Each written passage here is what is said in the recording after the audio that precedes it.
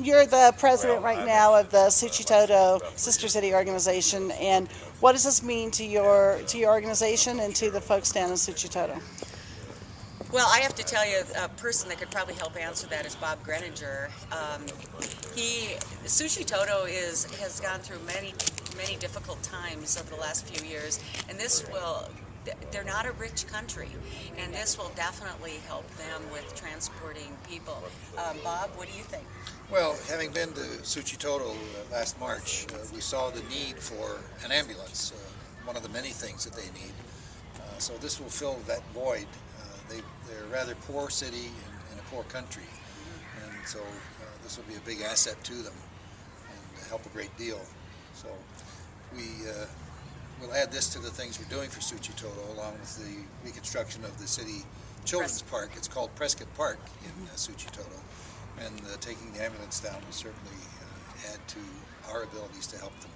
And I think when you look at the whole Sister City organization and what you do, it's not just helping in one way, it's helping in multiple ways, and then partnering with whether we can help them economically or vice versa, do some economic development between the communities. But these relationships are just starting to come, and because of Bob's leadership, and thank goodness for Lifeline. I mean, we couldn't do this ever alone, and I can't thank them enough. So, Bob, I understand you are planning to drive the vehicle down Yes, to El Salvador. So tell us about your trip, how long you think it's going to take, and what you're doing along the way and that sort of thing. Well, we have a lot of Mexico to go through, in the entire country, as you know. We're going to start in Nogales and then wind up crossing the border into Guatemala, south of Tuxtla Gutierrez in the state of Chiapas. The trip we have lined out, myself and Bill McKella. Bill, come on in here. Bill and I are going to be driving the ambulance down. Stay here. Yeah. Yes. Yeah. Keep me warm.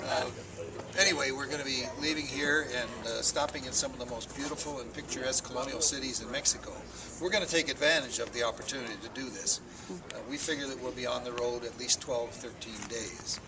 And then we will spend 4 days in El Salvador, in San Salvador, and then probably 3 days in Suchitoto with the mayor, making a formal presentation of the ambulance, visiting Prescott's Children's Park in Suchitoto, and talking about a new scholarship program for students here in Prescott and in Suchitoto.